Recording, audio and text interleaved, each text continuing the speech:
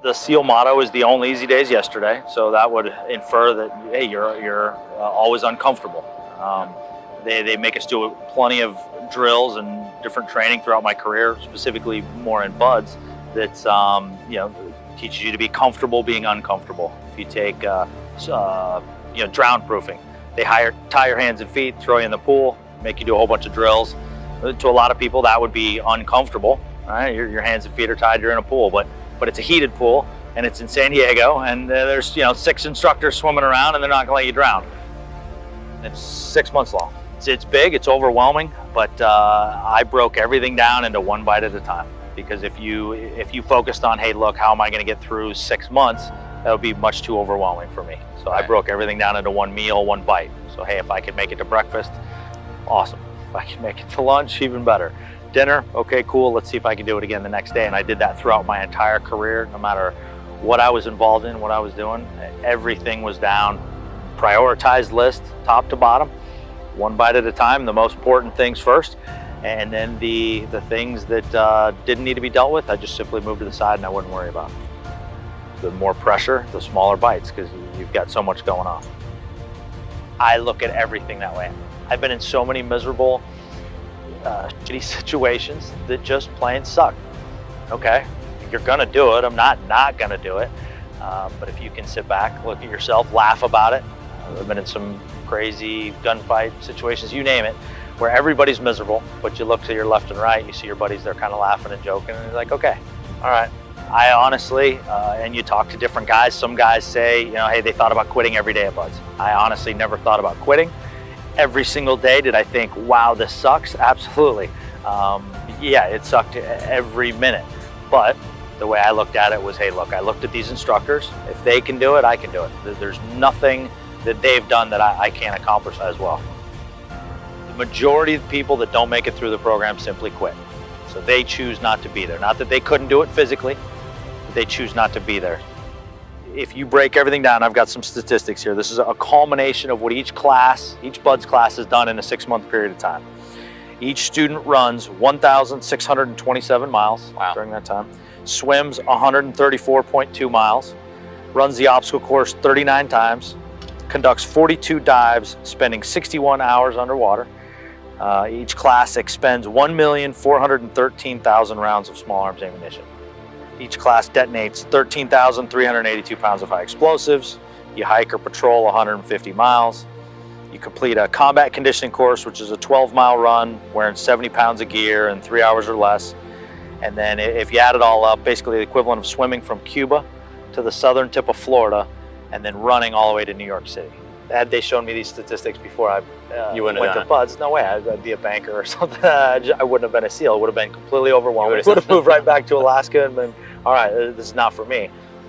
But again, back to breaking everything down, and the majority of the people quit. They thought about 2 months ahead of time, thinking, wow, what if I can make it through, rather than worrying about the bite, A lot of us used to laugh and joke. We look back on our BUD/S experience, and it was kind of nice because you didn't have to think of anything. It was simply do exactly what they tell you and do it at 200%. As you mature in the teams, you become a leader, then you got more responsibility.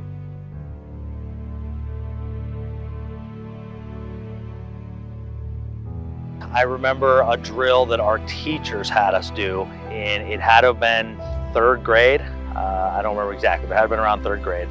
It was wintertime. The majority of the people who died in the area would die of hypothermia, fall through the ice, whatever it was. So the school, they had 2 different drills. One of them, they went out, cut a hole in the ice, and literally, I don't even know if we signed release waivers, but they take you out there, they dunk you in the cold water. I mean, it's the middle of winter, hole in the ice. It was like 15 or 20 seconds that they held you in there, pulled you out, and then you were expected to rewarm yourself. You had a tent set up there, and the concept was, hey, get used to taking off all your wet clothes. If you have to be naked or put dry clothes on, whatever it is the steps to rewarm yourself in a situation like that, because that happened a lot. The other thing they had you do is they gave everybody a 1-gallon tin can full of soapy water, 2 matches, and you had to go start a fire from scratch. No paper, no fuel, no starter fluid, no anything. Peel bark, start a fire. You had 2 matches. 3rd grade. Wow. And the first kid to build a fire big enough to take his pot of water, put it on top, get it to bubble over, he was the winner. Wow. But that was 3rd grade, how I grew up.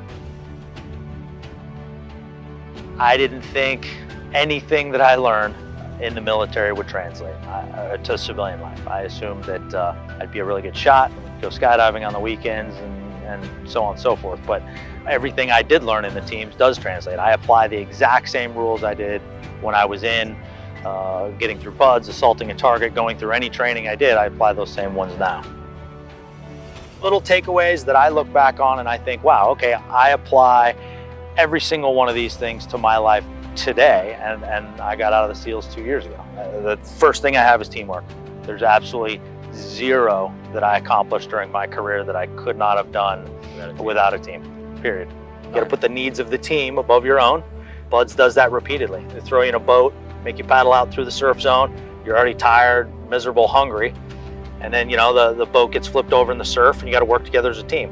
It's very easy to see who's willing to put the needs of the team above their own. The folks that pull back and worry about their own needs, they're typically not the ones standing there at the end.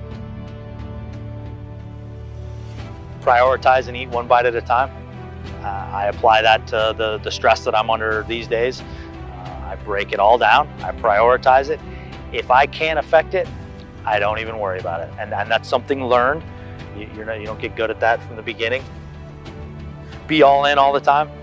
A quote from Tommy Valentine, was one of the better leaders at the command for a long time. And he used to ask a lot of the new guys, at what level are you willing to participate?